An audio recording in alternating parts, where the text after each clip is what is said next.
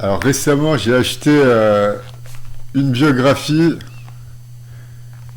sur George Sand. J'ai pas fini de le lire, mais en le feuilletant comme ça, parce qu'il y a des images et tout, donc j'ai que les images évidemment. Je suis tombé sur cette citation de George Sand qui dit: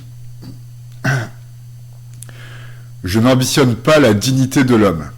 Elle me paraît trop risible pour être préférée de beaucoup à la servilité de la femme. Je répète, et puis je le mettrai en texte aussi. Je n'ambitionne pas la dignité de l'homme. Elle me paraît, celle-ci, la dignité de l'homme, trop risible pour être préférée, pour être considérée plus noble à la servilité de la femme. George Sand, comme chacun le sait, est une immense féministe. De ce que j'ai pu en lire déjà, donc la première partie, c'est quelqu'un qui s'habille en homme, non pas tellement par provocation de dire que la femme est l'égale de l'homme, mais parce qu'il était plus commode de pouvoir se déplacer habillé en homme qu'habillé en robe et en talons. C'était plus difficile de se mouvoir au quotidien à Paris. Donc c'est pour ça qu'elle s'habillait en femme, qu'elle s'habillait en homme, pardon. Pourtant, elle dit bien, j'ai pas noté les passages par contre, mais bon, c'est marqué dedans. Elle dit bien qu'elle trouve ça rigolo et drôle. Hein. Qu'elle trouve que c'est bien qu'une femme s'habille en homme juste par provocation. Et donc elle dit que la femme est servile. Hein.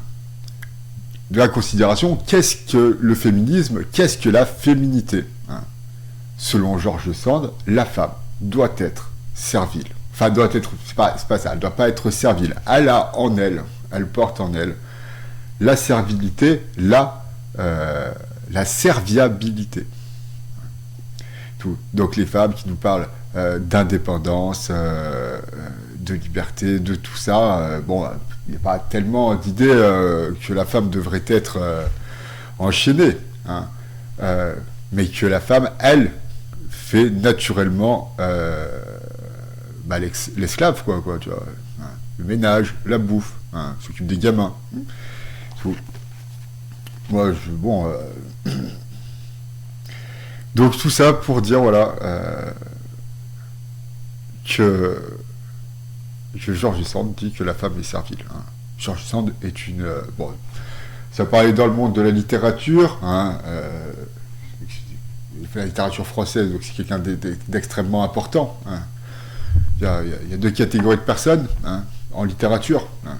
Il y a ceux qui considèrent que les personnes comme Agatha Christie ou George Sand ne sont pas des auteurs de talent, des auteurs talentueux. C'est Flaubert, hein. Flaubert qui parle du génie narratif. Hein. Flaubert est considéré sans doute comme le plus grand auteur de langue française. Il parle du génie narratif de George Sand. Donc je dis qu'il y a deux écoles, hein, dans la littérature. Ceux qui considèrent que les auteurs comme Agatha Christie et George Sand n'ont pas de talent, et les autres. Hein. Je vous laisse imaginer dans quel camp je suis.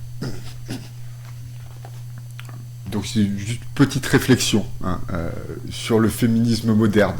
Hein.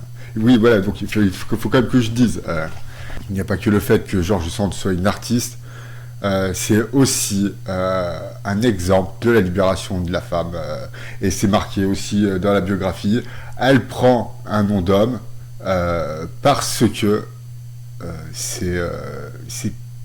elle n'aurait pas pu être un auteur si elle avait signé Aurore. Si elle avait signé Aurore, elle n'aurait pas été reconnue, hein, comme un auteur. C'est d'ailleurs ce que faisaient beaucoup de filles, hein, malgré tout. Hein.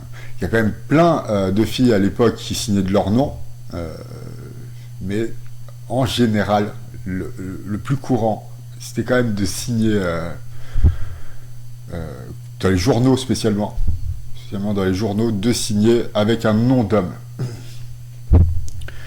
Donc il y a quand même, voilà, l'idée avec George Sand, que George Sand n'est pas pour le patriarcat, n'est pas voilà, anti-féministe.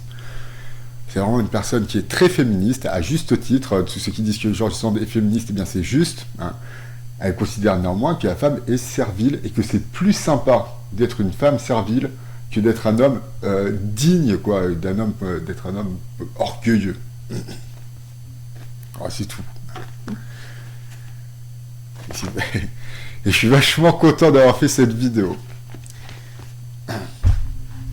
Merci beaucoup et aimez-vous les uns les autres.